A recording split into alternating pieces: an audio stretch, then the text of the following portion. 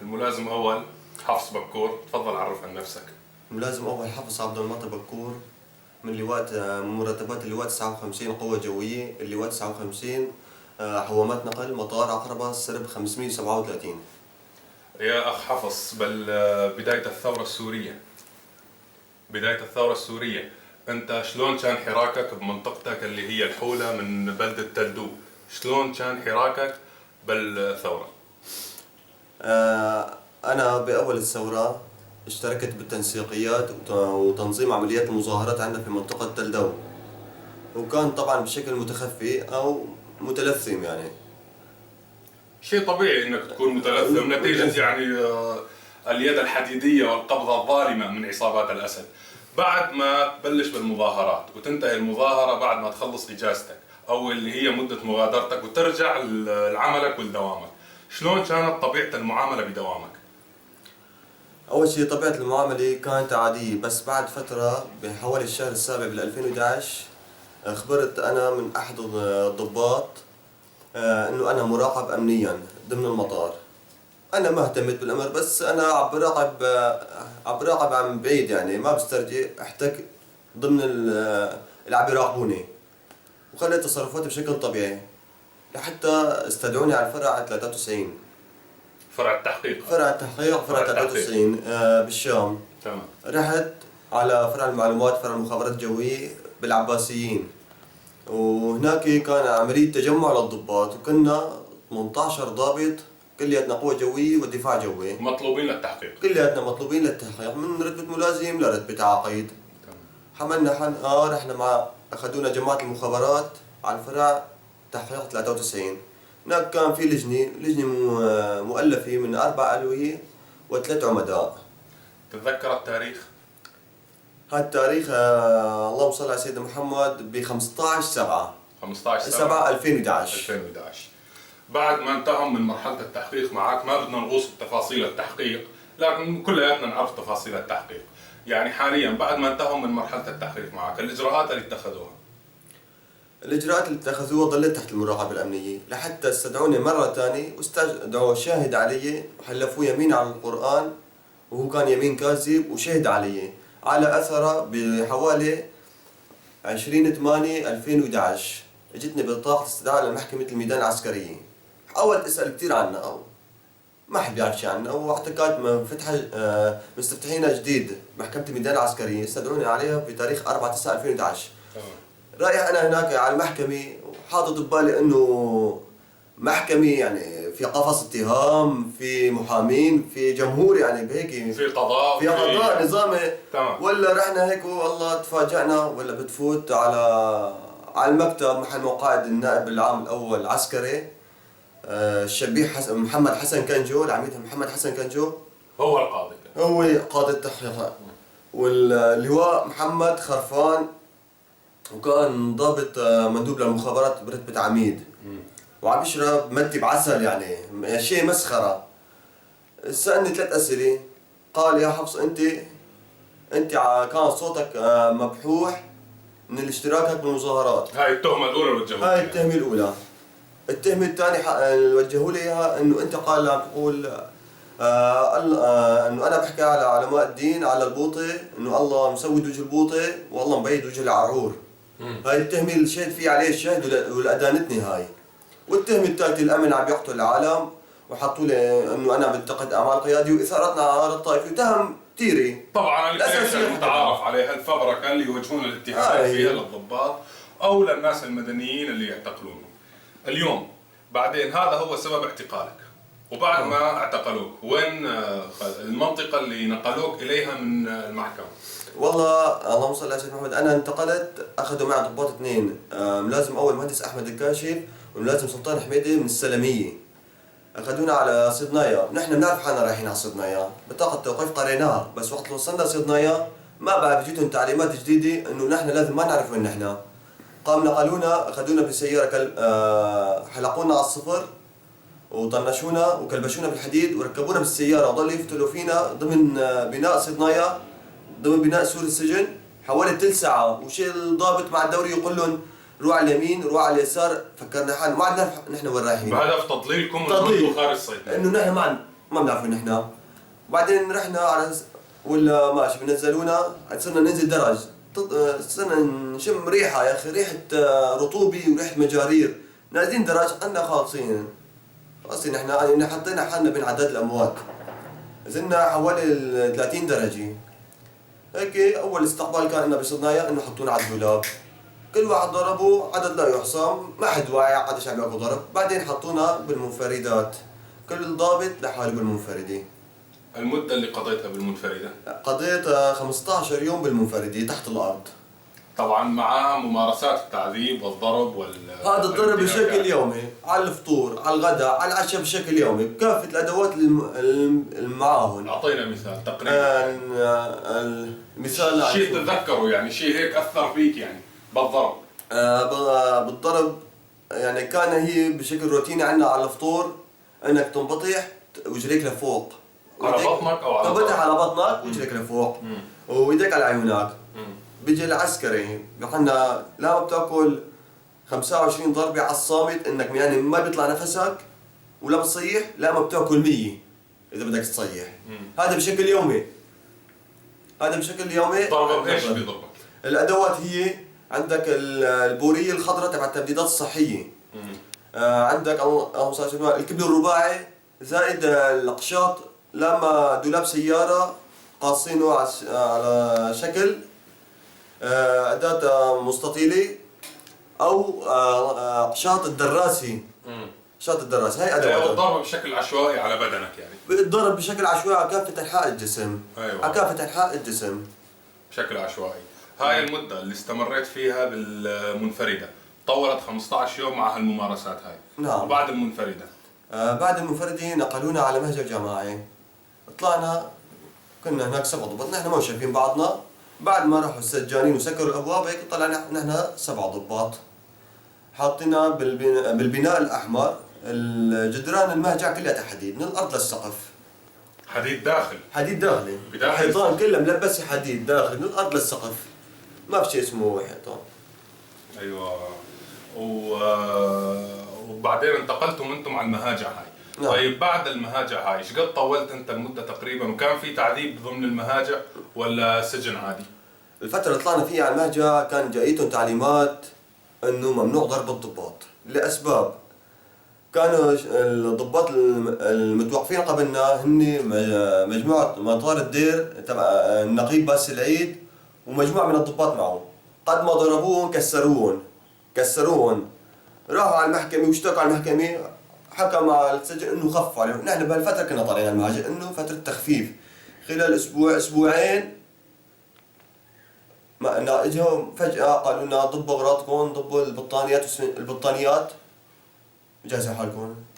قلنا ان شاء الله اجل فرج. ولا هيك ناقلينا على الجناح جيم بالبناء الاحمر، جناح مظلم ما بتضرب فيه الشمس نهائيا. تمام. وبدك تسميها العمليه انه مثل عندهم بالكليه الحربيه انه في عندهم صاعقه، فتحت فينا صاعقه. الضرب يومي، ما بس على اوقات تدخين الفطور ولا الغداء ولا العشاء، اي لحظه. هاي الضرب غير المسبات وكافه الادوات الضرب. الممارسات والانتهاكات بشكل تام يعني. بشكل تام. شو بتسمع عن صداي صدق واكثر. انا كنت هناك وجربت، بس الأصعب من هيك إنه في ضباط رتب عالي، مثلا رتبة عقيد كبير بالعمر، يعاملوا نفس المعاملة وأكثر بس لأنه عقيد. تمام. يعني وحاليا هاي الممارسات اللي تبعوها معك ضمن المهاجع أو ضمن السجن. حاليا بدي أسألك، كان لكم اختلاط مع السجناء المدنيين ولا كنتوا فقط سجناء ضباط منشقين أو عسكريين فقط؟ نحن جناحنا هن موزعين الأجنحة بالسجناء بالبناء المرسيدس، جناح الضباط لحال، جناح صف الضباط والعساكر لحال، والمدنية حاطينه بالطابق الثالث. ما في أي اتصال بينكم وبين الأجنحة الأخرى؟ مستحيل. قال له أنت قاعد بالمهجع ممنوع تشوف السجان، ممنوع تحكي، ممنوع تمشي. نعطاك أيام ممنوع تفوت على الحمامات، وبالشتوي كانوا يعطونا، بتعرف النهار قصير، كانوا يعطونا أيام الساعة 4، من الساعة 4 بدك تنام للساعة 7، ممنوع تفوت على الحمامات. وصارت حالات انه لقطوا واحد، يعني واحد بده يفوت على الحمام لقطوه فايت على الحمام وعملوا قضيه طويله عريضه. تمام. الضباط اللي كانوا مسجونين معك كم عددكم بالمهجع؟ نحن كنا بالمهجع هلا بالفترة اللي كنت أنا فيها هناك أولا بالشهر ال 11 بال 2011 كنا 48 ضابط بكل بناء صدنايا. بعد 15 واحد 2012 بعد العفو اللي أصدروا زعيم العصابة النصيري، ما صرنا نشوف نسمع أصوات كل يوم بيجيبوا دفعات ضباط، كل يوم بيجيبوا تقريبا دفعات ضباط، لحتى عندنا الجناح صار كل مهجع فيه 25 ضابط. نحن مهجعنا كنا 8 صرنا 25 ضابط. جناحنا صار كله ضباط، والجناح اللي ورانا 10 مهاجع كمان كله ضباط. هذا جناحنا والجناح اللي ورانا، والأجنحة الثانية كمان فيها ضباط، بس ما بنعرف الأعداد الحقيقية يعني. الأعداد الحقيقية أكيد مبهمة يعني، لكن تقديريا وقياسا على المهجع اللي أنت كنت فيه. المهجع أنا اللي كنت فيه 25 ضابط. 25 ضابط برتب من الملازم للعقيد. ضباط عاملين. كلهم ضباط عاملين. كلهم ضباط. حتى في ضباط مجندين كمان. في ضباط ملازمين مجندين موجود معنا بالسجن. نحن حكينا عن طرق التعذيب بالسجن. طيب بعض الحالات اللي استوقفتك، يعني بعض الحالات الإنسانية من الضباط الآخرين اللي شفت كيف عم يمارسوا عليهم طرق التعذيب؟ كان في ملازم أول اسمه هيثم حميدو من إدلب من كفرنبيل، زلمة مريض معه مرض روماتيزم بالمفاصل، وزلمة بياخد كل شهر إبري عيار 1,200,000 عشان مفاصل، عشان يحسن يمشي يعني. وبالفترة دخول السجن ما أعطوه الإبري. هيثم حميدو ما عاد يحسن يمشي على رجليه، حتى صارت أطرافه تيجي يصير فيها بقع سود، أطرافه من رجليه وإيديه. صرنا ننام حده كل يوم، كل واحد منا ينام حده ليل يخاف ما يموت بالليل. وكان في سجان اسمه رقيب أول المتعارف عليه ضمن السجن اسمه فواز، بس نحن خبرنا إنه اسمه عدنان هو من الدير. هذا كان يفوت يعني يتظاهر قدام النصيرية إنه زلمة مطيع لهم وشغيل، يفوت يدعوس عليه، يدعوس على ركبه، حتى واحد مرات دعس بالحذاء تبعه على راسه وعلم على راسه. وسبحان الله بعد يومين ثلاثة طلع زيارة لعند أبوه شاف آثار الحذاء على راس ابنه، وقت أبوه قيع بالزيارة وقت شاف ابنه بعد الحالة. الزيارة. وبالنسبة للزيارات كان مسموح الزيارات؟ الزيارات ناس وناس.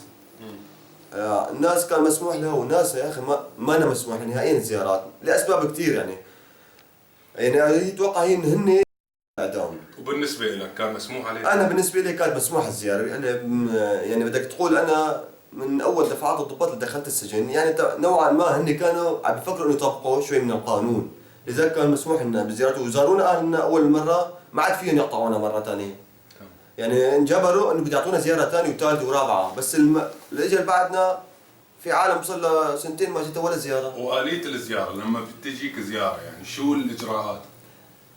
والله هلك مرات اقول ادعي يا رب ما ان شاء الله ما تجيني زياره لهالدرجه؟ لهالدرجه. ليش؟ بيجي السجان بيطالعك يا ابن الهيك ويا ابن الهيك وامك هيك واختك هيك وهيك وهيك ونعرضك وبيسحبك وقتل طول الطريق. بتروح على الزياره تنزل بالصالون صالون الانتظار لمده شي ساعه وانت جالسيان، بعدين بيطلعوك على الزياره، بيوقف عسكري على يمينك سجان وعسكري على يسارك سجان، من قدامك بس بيطلعوا بيسمعوا شو عم تحكي، او بيطلعوا على ايديك اذا عم تعمل حركات ضمن المراقبه. وحاطين كمان مساعد بيمشي بين الشبكين، بيمشي بيني وبين اهلي، وعلى الجهه الثانيه عند اهلي في كمان عسكري سجان واقف حدهم. مده الزياره دقيقتين ثلاثه. دقيقتين ثلاثه. ممنوع تحكي باي بالاوضاع برا، ممنوع منعا باتا، بس تحكي كيفكم كيف شو اخباركم بس دقيقتين ثلاثه. وبعدين بترجع على نرجع بيرجعونا على المهجم نفس الطريقه اللي اخذونا فيها، نفس آلية الذهاب آلية او جزء اصعب بعد ما خلصنا زياره يعني. بعد ما خلصت الزياره انهم متفضين علينا. كان في حالات اعدام داخل السجن؟ هاي حالات الاعدام اكيد كان موجودين، لانه نحن سبحان الله بعد نحن ما قضيت انا حوالي سنه كامله بالبناء الاحمر، بعدها نقلونا على البناء الابيض، وإرادة رب العالمين إنه كان تحتنا المقصلي صارت الإعدام. نحن كنا نسمع صوت سيارات يعني يومين، يعني أقل شيء مرتين بالأسبوع، خصوصا يوم الثلاثاء والخميس أو الأربعاء والخميس، هم حالتين بالأسبوع، من الساعة 12 بالليل للساعة 6 الصبح. نسمع صوت إنه شيء عم يحتك مع الحديد، يعني دوابيت بتحتك مع الحديد. حتى يعني أحد مرات إنه تجرأنا ضمن مراقبة من الشباب إنه عم يراقبونا تحت الباب، طلع بدنا نشوف شو القصة، طلعنا هيك ولا دوابيت عم يحملوا توابيت. كم تابوت شفت؟ نحن شفنا سيارة مع باي توابيت، حتى بيدخل معهم الشيخ العصابي والمشرفة على الإعدامات هي المخابرات الجوية، تستلم حتى السجن كلياته، الشرطة العسكرية بيدخلوا لجوا ضمن بناء السجن. ضمن بناء السجن، المقصد اللي تحت ما المستمدة هي المخابرات الجوية حصريا، ممنوع على الشرطة العسكرية يدخلون هناك. تمام. حتى الحرس بيستلموا المخابرات الجوية فترة الإعدام. سمعت عن وجود الضابط حسين هرموش بسجن صيدنايا؟ المقدم حسين هرموش سمعت عنه بالشهر السادس 2012. المقدم حسين هرموش أحد الضباط الملازمين المجندين، صدفوا بالفرع 93. شافوا بحالة انه لافينه بالشاش من راسه لإجري، بس المكشوف منه تمه وأنفه وعينيه. والهدف؟ الهدف انه ما حد يتعرف عليه. تمويه. وحتى عازلينه بمنفرد لحاله، وفوق ما عازلينه كمان لافينه بهالشاش. تمام. بعدين بعد فترة طيب كيف تعرف عليه الضابط بما انه موهين حسين هرموش بهالشكل؟ وقت كان ياخذوه مثلا يطلعوه على التحقيق لفوق او ينزلوا، كان يطلعوا ضباط بالاسانسير جنبه او جنبه، وقت يمشي قدامهم. وحتى في من العساكر يعني عساكر من العصابه النصيريه حاولوا يفتخروا انه هذا حسين هرموش، حتى يسمعون للمسجونين انه هذا هو حسين هرموش اللي عندنا. تمام. لحتى جانا خبر احد المرات بالشهر الرابع بال 2012 ان جايبين دفعه جديده من الضباط وبيناتهم ملازمين مجندين. اول حفل استقبال لهم انه ياكلوا دولاب وقتل وضرب مع كافه انحاء الجسم، بعدين يحطوه كل واحد منفرده.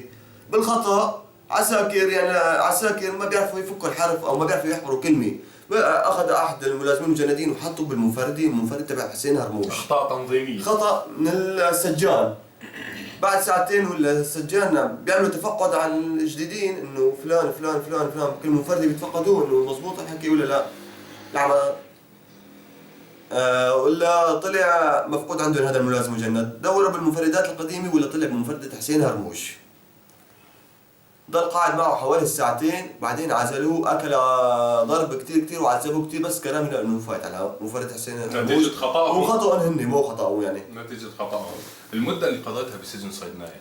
قضيت انا سنة و8 اشهر بالسجن صيدنايا. من تاريخ 4/9 للشهر، نهاية الشهر الرابع. ووقت اللي طلعت اخذوا مني الهوية العسكرية واعطوني انا هاي بدل عشان على اساس امشي عليها برا بالشام، او اخراج قيد مدني. وثيقة انا اللي خبرته ان انا طالع مسرحيني من الجيش، والحمد لله رب العالمين اني طلعت. واعطوني هاي بدل الهوية العسكرية. الوثيقة هاي بدل الهوية العسكرية اخراج قيد مدني. تمام.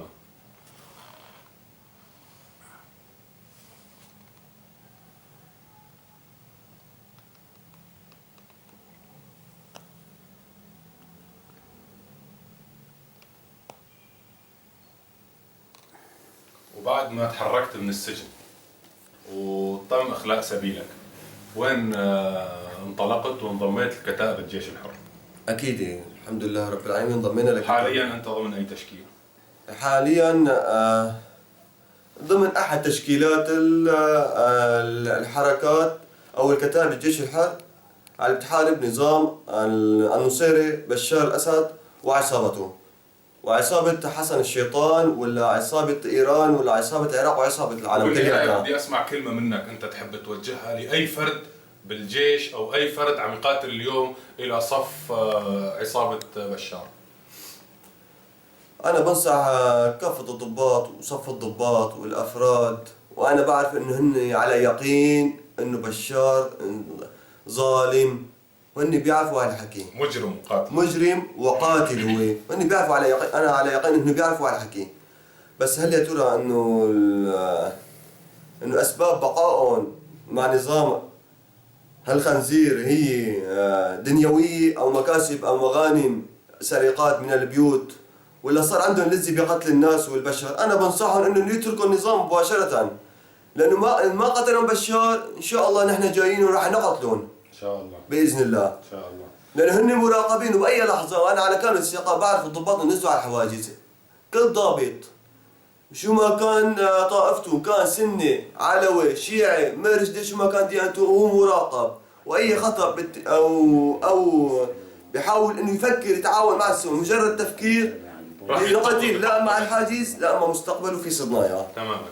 طيب بالنهاية أنا أحب أوجه كلمة وأقول هذا عبارة عن الأخ حفص، عبارة عن نموذج من الضباط الشرفاء الذين ابتعدوا عن نظام الأسد الطائفي المجرم النصيري، وحاول أنه يقف إلى صف الشعب، ومارسوا بحقه جميع الانتهاكات وجميع الخروقات، ونتيجة لذلك اليوم هو في صف الثوار، اليوم هو يقف موقف الحق، اليوم هو يدافع عن أهله وعن عرضه وعن ترابه وعن وطنه ضد الاحتلال الفارسي وضد الاحتلال اللبناني المتمثل بحسن نصر الشيطان. ونقول له شكرا لك، وأنت راية من الأخوة وراية من الضباط. الحمد لله رب العالمين، والله يعطيكم العافية. الأسماء الضباط اللي كانوا يعذبوكم. اسماء الضباط اللي كانوا معنا. تمام. معنا اللي يمارسون عليكم ويعذبونكم ويحققون معهم. ضباط الشرطة العسكرية. تمام. هلا نحن الضباط هناك الشرطة العسكرية مستحيل نعرف اسماء حدين الضباط الشرطة العسكرية. في ضباط شرطة بس المشرف بشكل بدك تقول فعلي على سجن صيدنايا هن المصف الضباط المساعدين. والضابط هناك عبارة عن حشرة جبان خايف، تلاقي اذا بده يحكي مع اي سجين بتخبى ورا 7 حيطان لحتى يحكي معه. ما بعرف شو سبب الخوف عنده، ما بعرف، مع انه نحن مكلبشين ومطنشين ونازلين جالسين وراسنا على الارض وبكون